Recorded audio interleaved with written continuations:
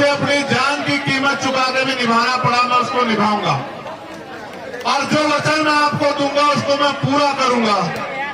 अगर मुझे जान की बाजी भी लगानी पड़ी उसके लिए भी मैं तैयार रहूंगा। ये बताने के लिए मैं यहां हूं। और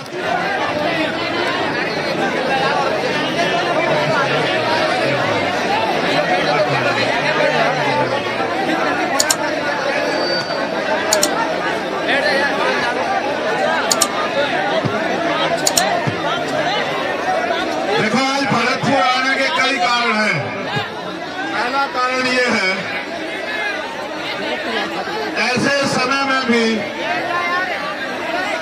जब मैं अस्वस्थ था और मुझे मना भी किया गया कि आपको जाना नहीं, और तमाम तरह की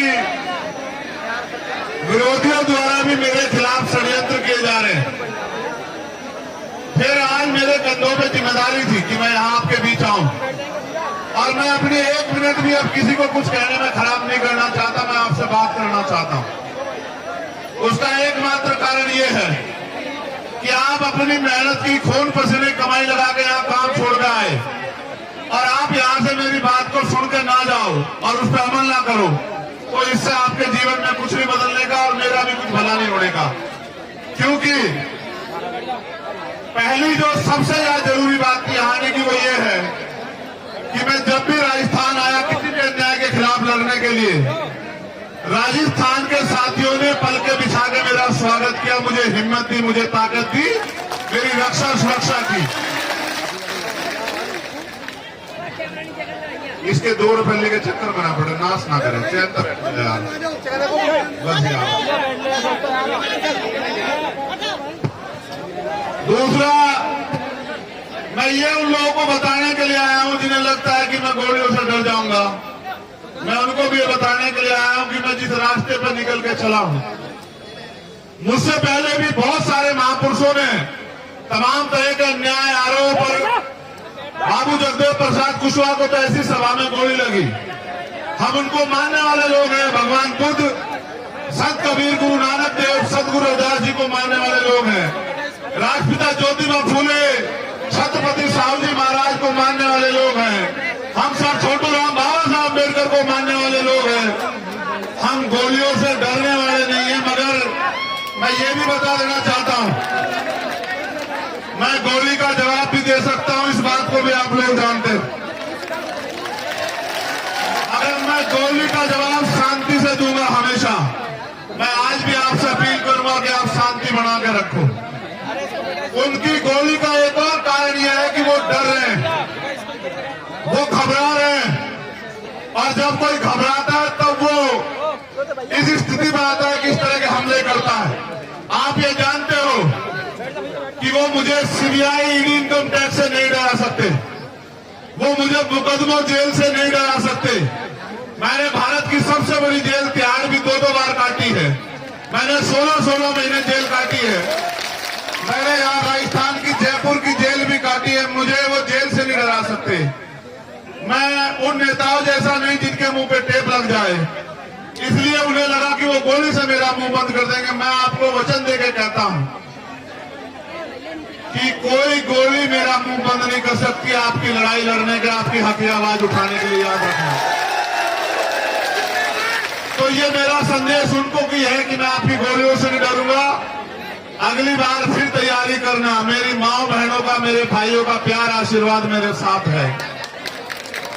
जब तक इनका प्यार आशीर्वाद मेरे साथ है, मैं कहीं नहीं जाने वाला। जब तक कुदरत ने मुझे जिंदगी दी है, मैं जिंदा दिल से जीऊंगा, शेर की तरह जीऊंगा, आपके बीच रहूंगा। दूसरी बात, मैं यहां इसलिए भी आया कि मैंने आपको वचन दिया कि मैं आऊंगा भरतपुर, और मैं ये बताने के लिए भी आया हूं कि मेरा दिया हुआ हर एक वचन, उसको अगर मुझे अपनी जान की कीमत चुका के भी निभाना पड़ा, मैं उसको निभाऊंगा। और जो वचन मैं आपको दूंगा उसको मैं पूरा करूंगा। अगर मुझे जान की बाजी भी लगानी पड़ी उसके लिए भी मैं तैयार रहूंगा। ये बताने के लिए मैं यहां हूं। और चौथी और आखिरी बात जो सबसे महत्वपूर्ण है, हमारे नेताओं को भी सुननी चाहिए कि जब आप संघर्ष के पथ पे हो, कर्तव्य के पथ पे हो,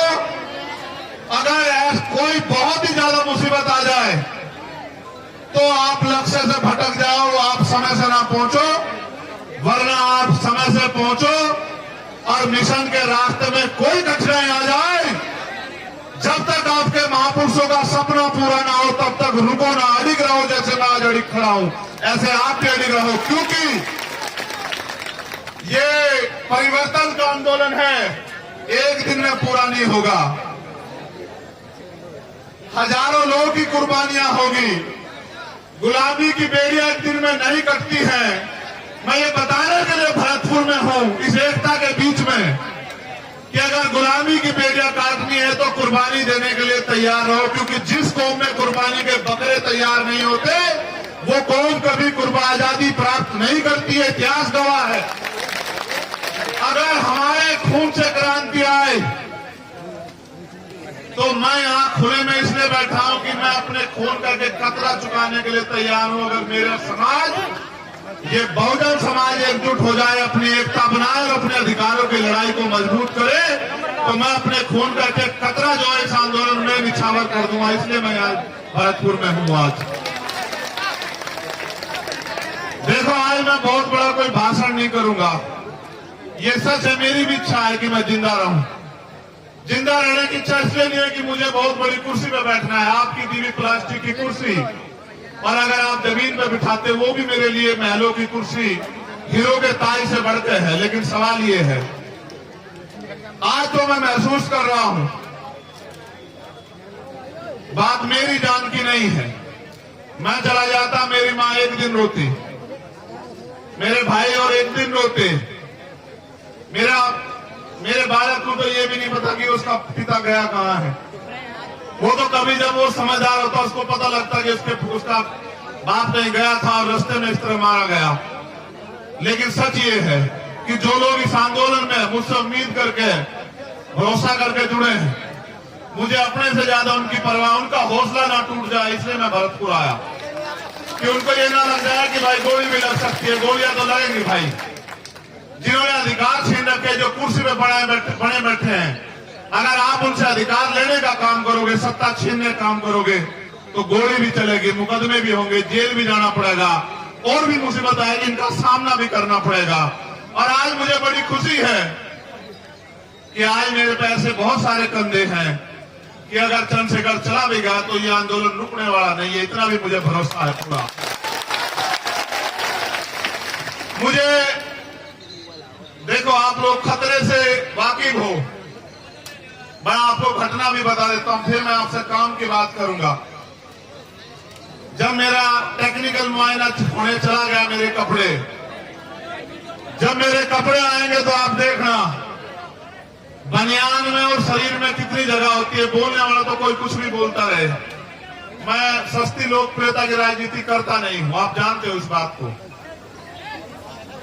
जब मेरे कपड़े आएंगे आप देखना, या पुलिस का बयान आएगा आप सुन लेना, वहां की पुलिस भी हमारी नहीं, वहां की सरकार भी हमारी नहीं।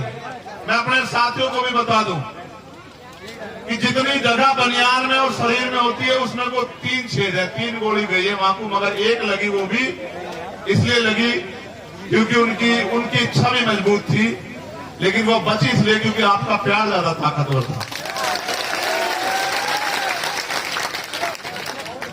पहली गोली जब शीशे पर लगी, वो शीशा मजबूत था, वो क्योंकि राउंड कब मिले वो आसानी से आके ऐसा लगा जैसे पत्थर लग गया उस सिर में। मैंने अपने साथियों से कहा कि भाई शायद किसी ने पटाखा छुपाया, किसका टायर पट गया। मैंने कहा पत्थरी आके लगी दिखे। लेकिन जब दूसरी गोली लगी तब मुझे एहसास हुआ, तब मैंने मनीष तक कहा भाई, मैंने कहा गिर गए हैं, गोली चल रही है। मैंने कहा गोली चल रही है, गोली लगी है। फिर मैंने अधिकारियों को बताया, ये बात मैंने आपको इसलिए बताई, मुझे एक बात का पता है, आदमी गोली तो नहीं मरता, आदमी मरता है डर से। और डर, जिस दिन मैं इस काम में आया था, मैं डर को घर छोड़ आया था। अगर डर में रहूंगा तो लोहे के बक्सों में रहूंगा, लोहे के बक्सों में रहूंगा, थारे किसी काम नहीं आ सकता हूं। अगर थारे बीच रहूंगा तो थारे भी काम आऊंगा, और मुझे लगता है कुछ करके भी दिखा पाऊंगा। तो मुझे, जैसे मेरी जान को खतरा है, पूरे भारत में भीम आर्मी आजाद समाज पार्टी के माध्यम से और हमारे बहुजन पत्रकार भी, ये भी बात कहनी पड़ेगी, हमारे पत्रकार जो बहुजन समाज के हैं भाई, या जो ईमानदार पत्रकार हैं देश में, या जो ईमानदार से लड़ाई लड़ रहे हैं, भीम आर्मी आजाद समाज पार्टी के लोग, या किसान सभा के लोग, या हमारे जाट महासभा के लोग, या अन्य कोई बहुजन संगठन जो ईमानदार से लड़ाई, उन सबकी जान को खतरा है। आप मेरे लिए सुरक्षा की मांग कर रहे हो, मैं यहां भी सुन रहा था। कितने लोग इस सुरक्षा की मांग करोगे आप बताओ? और किस किस की सुरक्षा सुनिश्चित हो सकती है? इस सुरक्षा को सुनिश्चित करने का एकमात्र माध्यम है कि जो लोग सुरक्षा देने वाले हैं उनके हाथ आपके हो जाएं। जिनसे सुरक्षा मांग रहे हो उन कुर्सियों पे आप जाके बैठ जाओ। जिस दिन उन कुर्सियों पे आप बैठ जाओगे, ना चंद्रशेखर आजाद को खतरा होगा और ना किसी आम आदमी को खतरा होगा। चाहे राजस्थान हो या उत्तर प्रदेश, भयमुक्त शासन आएगा, भयमुक्त। हर आम आदमी, चाहे वो किसान हो, कामगार हो, मजदूर हो, कोई बहन हो, कोई बिटिया हो, कोई बच्ची हो, कोई बुजुर्ग हो, जब ऐसे लोग कुर्सी में बैठेंगे जो सबकी सुरक्षा चाहते होंगे, जिनका लक्ष्य होगा कि हर कमजोर को बुनियादी सुविधाएं, अधिकार, स्वाभिमान सम्मान की जिंदगी मिले, इंसानियत बनी रहे, तब जाके व्यवस्था बदलेगी। वरना आप नहीं कर पाओगे इतने लोगों की सुरक्षा, क्योंकि आज जो सरकार में बैठे हैं उनका एकमात्र लक्ष्य ये है कि जो भी आपके खिलाफ आवाज उठा रहा है उस आवाज को किसी भी तरह कुचल दो। अगर मुकदमों से डर जाए, मुकदमों से डरा दो। अगर पैसे से खरीदना जाए, पैसे से खरीद लो। अगर और कोई डर दिखा के सीबीआई, ईडी, इनकम टैक्स का ताला लगता लगा दो उसके मुंह पे, और अगर इनसे भी ना घबरा रहा हो तो गोलियों से उसके सीने को छलनी कर दो। अभी वो गोली नहीं बनी जो आपकी ममता को चीर के पार निकल जाए, ऐसी गोली बड़ी नहीं है अभी, आप चिंता मत करो। मेरी बात पे गौर करो। अब जो बात मुझे आपसे कहनी है कि मेरा पसीने में यहां जो हाल है, आपका क्या हाल हो रहा होगा? फिर मैं आपके लिए क्यों कुर्बान ना हो जाऊं, आप बताओ मुझे। जो मेरे लिए एक टांग पे खड़े हैं, जो इस गर्मी में मोटे से मोटा लगा के सर में सर जोड़ के यहां जो अड़े बैठे हैं, घर में वो पंखे के बगैर भी नहीं रहते होंगे, कूलर के बगैर भी रहते होंगे, अगर वो मेरी बात पे कर खड़े हैं तो उनके लिए मैं क्यों ना कुर्बान हो जाऊं? आप बताओ मुझे, क्या ऐसा कारण हो कि मैं कुर्बान ना हो जाऊं? देखो भाई, हम जब बैठ जा, गुदारा जी की सुरक्षा में हो, उसे ना कुछ हो सकता, मर्द का मर्द है वो, तो बैठ जा, नाल ना करे वो कोई, इनकी सुरक्षा ज्यादा है। देखो मेरी बात पे गौर करो। 26 जनवरी 1950 को भारत में लोकतंत्र आया था। लोकतंत्र यानी कि बहुमत का शासन, जिनका वोट होगा उनका राज होगा। पहले राजतंत्र था, अच्छे राजा भी हुए, बुरे भी हुए, तानाशाह भी हुए, सबका अपना अपना हसर भी हुआ है। यहाँ का तो इतिहास गवाह है। यहाँ तो किसान कामगारों ने मिलकर जो है राजशाही भी चलाई। अगर हमारी वफादारी थी, जो खजांची हमारा था, ये हमारी वफादारी थी कि खजांची हमारा था, ये हमारी वफादारी थी, हम पे भरोसा था। और सेनापति गुर्जर समाज का था, ये भी हमारी वफादारी थी कि हमारी सेना पे भी भरोसा था, और राज भी हमारा था, क्योंकि राज करने वाले भी हमारे लोग थे। हम लोग मिलजुल कर राज कर रहे थे। मैंने ये यहाँ की बात बताई, लेकिन मैं आपको लोकतंत्र की बात बताता हूँ कि जिनका वोट होगा उनका राज होगा। आज आपको चाहे रोजगार चाहिए हो या न्याय चाहिए हो या कोई हक अधिकार चाहिए हो, हर चीज के लिए सरकार पे आप लोग निर्भर हो, लेकिन सरकार बनाने की शक्ति आपके अंदर है। जैसा मैंने कहा, जिनका वोट होगा उनका राज होगा। आप बस इस बात को नहीं समझ पाए कि वोट आपके पास है, राज दूसरों का है।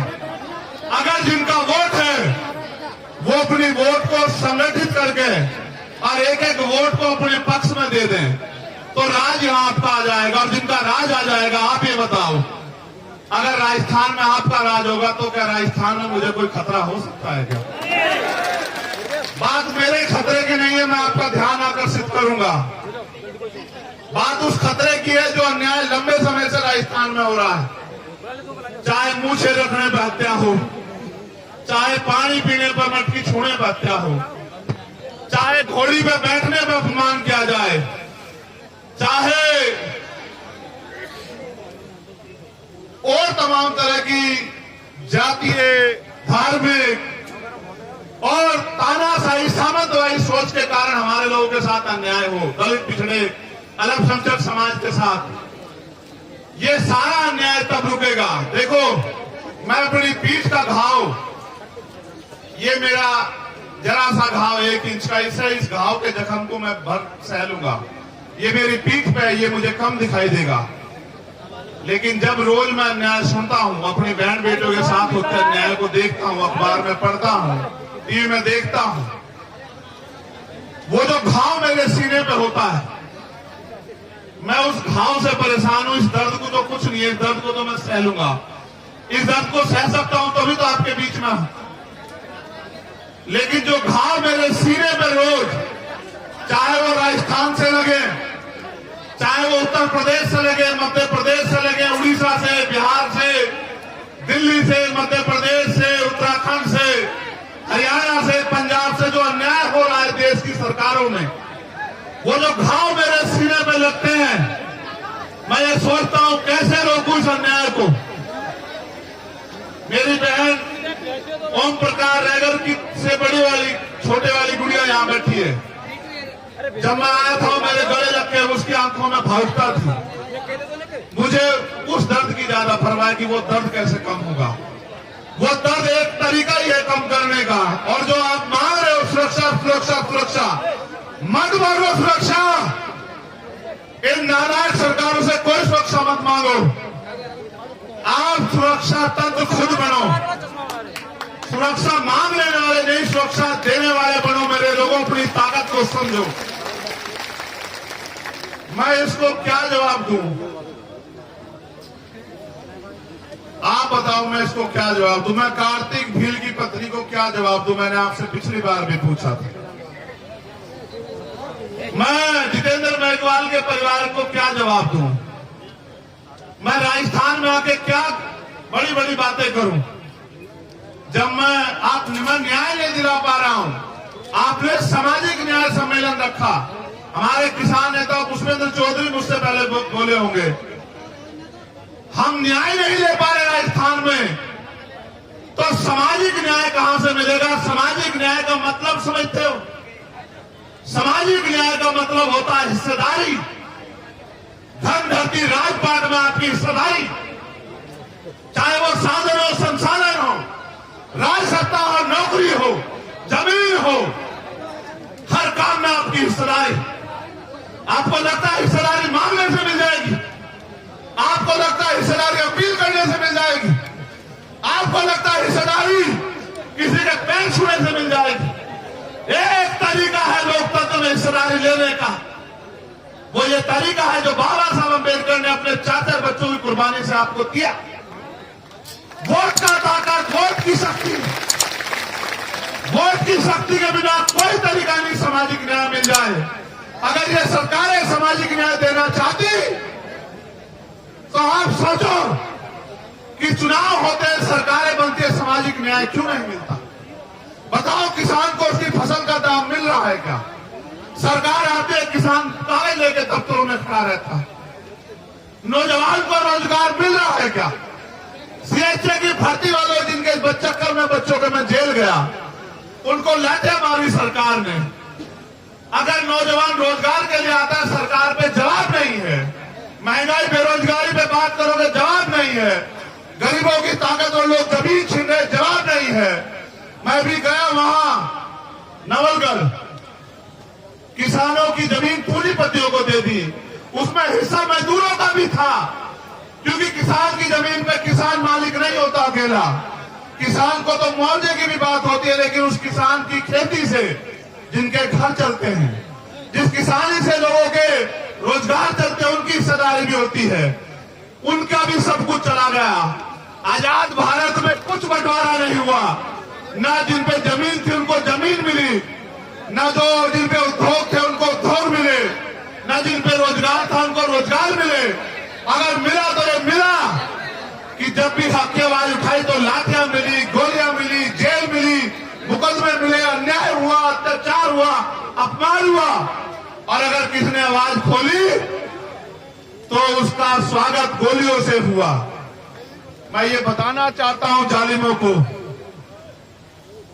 ना आपकी गोलियों से मेरी आवाज कमजोर पड़ी ना पड़ेगी।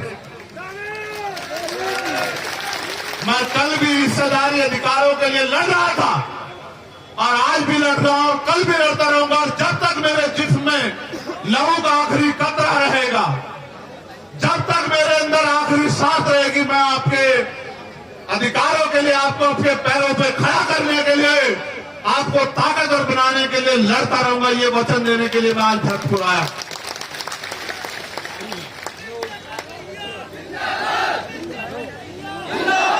एक खबर मेरे हाथ में दी है, पुलिस के लोग यहाँ होंगे। करौली जिले के 4 लड़के भी भरतपुर पुलिस ने थाने बंद कर दिए हैं। वो बस में खड़े छत पे नारेबाजी हो रही थी, तुम इतने मत गिरो, यहाँ के लोग हो, इस सरकार के लोग हो। ये लोग जिस दिन, मैं कह रहा हूं ना, जिस दिन ये क्रांति यहां से जन्म लेगी, तुम्हारी सरकार भी उखाड़ फेंकेगी, इस बार याद रखना। क्या मेरे लोगों को बंद करते हो? क्या बंद करते हो मेरे लोगों को?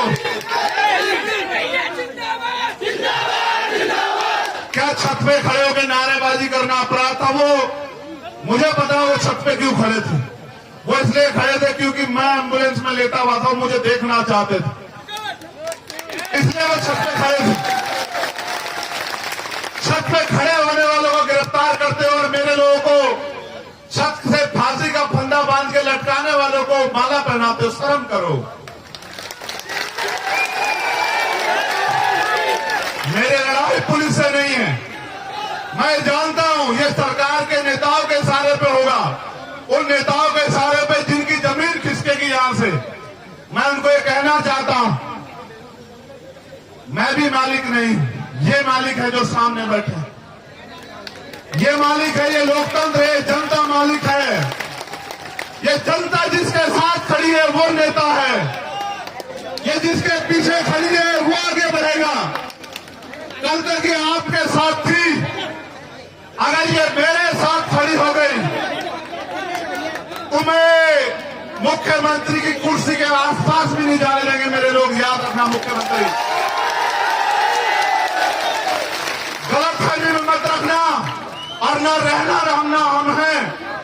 पुलिस से हमारी कोई लड़ाई नहीं। पुलिस के लोग किसान कामगारों के बच्चे हैं, वो हमारे लोग हैं। वो अगर हमें लाठी भी मारेंगे तो ये सोच के मारेंगे कि अपने को लाठी मार रहा हूं। लेकिन याद रखना, सरकार से कोई हमारा रिश्ता नहीं। अगर सरकार के लोग हमारे लोगों से अन्याय कराएंगे, हम अपने लोगों की लाठियां खा लेंगे, लेकिन आपकी कुर्सियां खींच लेंगे भी। ये आप याद रखना, समय आ रहा है 2023 का।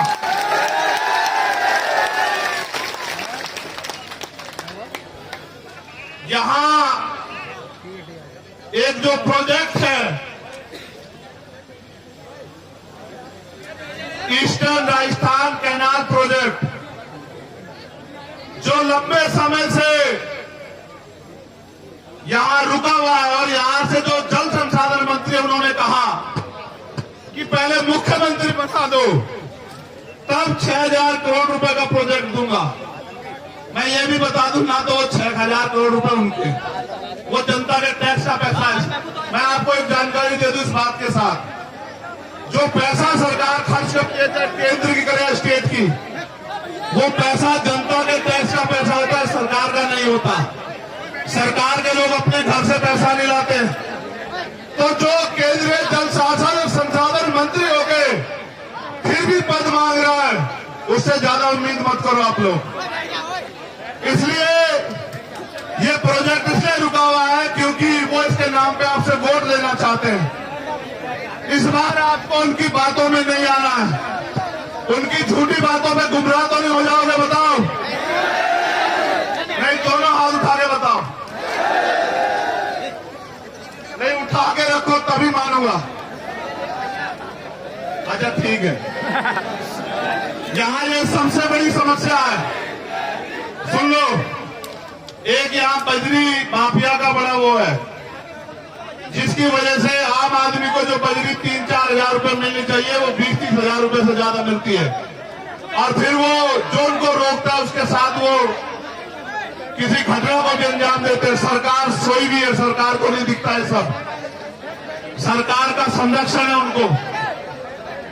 नकल माफिया का मामला आप देखते हो इस सरकार में कि सारे पेपर जो है वो भर्तियों से पहले लीक हो जाते हैं। अब मैं आपसे एक बात जानना चाहता हूं,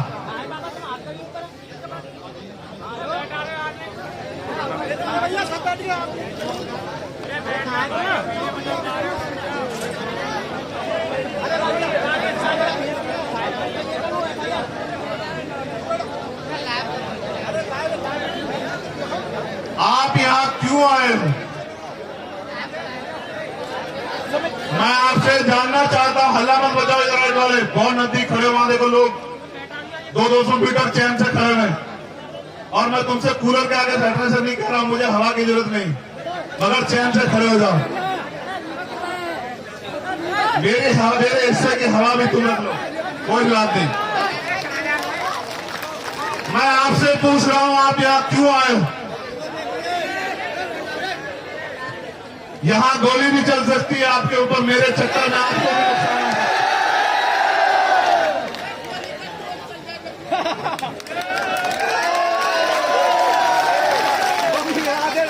मैं अपनी बहनों माओ से पूछना चाहता हूं, मैंने तो कभी आपके लिए 1 रुपए का काम भी नहीं किया, क्यों आई हो? तुम चुप हो जाओगे तो उनकी सुन लूंगा मैं।